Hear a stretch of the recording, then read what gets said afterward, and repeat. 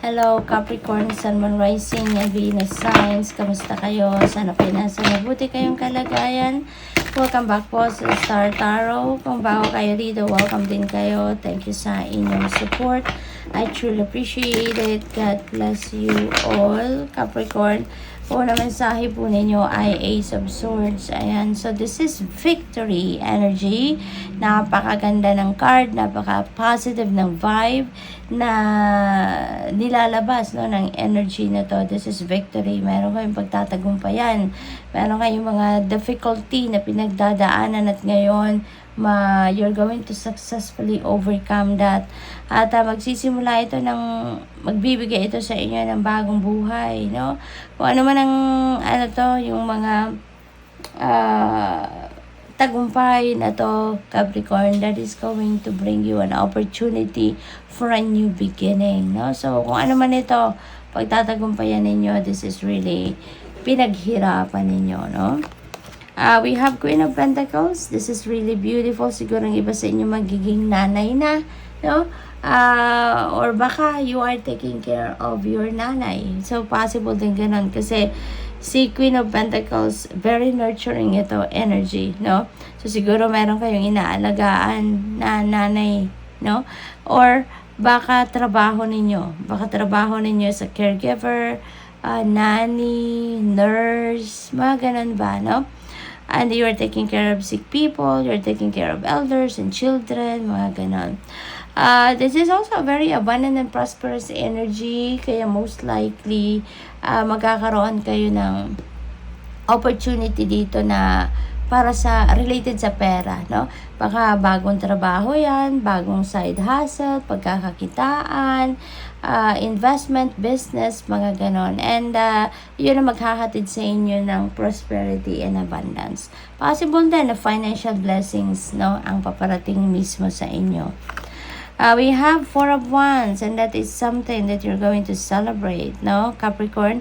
Four of Wands, meron tayong celebratory energy sa energy na ito. Kaya most likely, meron kayong mga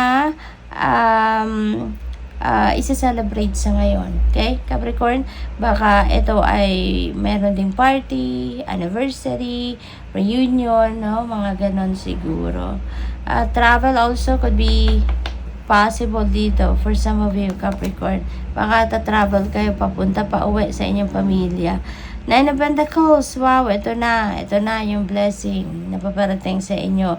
You're going to reap the rewards of your hard work na sa ngayon. Ito na yung bunga ng inyong pagtatrabaho, pagsisika, pagtsatsaga, no? Ito na, you're going to reap the rewards of your labor at financial abundance, prosperity, and financial comfort, freedom ang mararanasan ninyo sa ngayon, Capricorn. Ito na yung maraming pera siguro talaga ang paparating sa inyo. So, i-enjoy ninyo yan. You deserve it, no? Pinagtrabahuan ninyo yan, pinagsikapan ninyo. So, embrace it, no? I-enjoy ninyo yan. What else? We have the Fool. Wow. So, meron tayong new beginning energy. Again, so, maaring meron kayong, you're going to take risk. You're going to take on an adventure dito, Capricorn, no? With the full energy. Maybe may opportunity dito to come out of your comfort zone. Meron kayong mga bagong chapter sa buhay ninyo na sisimulan. Meron mga chapter sa buhay ninyo dito na you're going to embrace right now, no, Capricorn? So, good luck. We have Six of Cups. Ayan, travel home, Capricorn. You're going to travel home. Baka magagaling pa kayo sa ibang lugar, abroad, or ibang parte ng Pilipinas, and you are going to travel home. Baka bisita sa pamilya. You're going to celebrate something siguro with your pamilya. Baka uuwi kayo to visit your mom, to visit your kids. Depende sa inyong sitwasyon, ano. This is pagbabalik, no, sa kung saan kayo nanggaling. And speaking of pagbabalik, baka meron ding magbabalik dito sa inyo na baka person that you have a history with. Baka mayroong reconcile sa inyo, makikipagbate, makikipagbalikan, no? Baka mga former ninyong kaibigan ito or former ninyong asawa, former ninyong boyfriend, girlfriend, baka mag-encounter muli kayo, no? At yan ay mag-try na bumalik sa buhay ninyo. Judgment, and that could be something na pagdedesisyonan ninyo. Baka related dyan sa relationship na yan, no? Ang pagdedesisyonan ninyo. This is an important judgment call para sa inyo, Capricorn, no? So, maaaring related dyan sa inyong mga pagbabalikan or sa mga taong nagbabalik, no? Sa buhay ninyo. We have the world. Travel talaga, oh, Capricorn. Very imminent for most of you. Ang travel sa domestic or international travel, definitely there is travel dito na magaganap for you.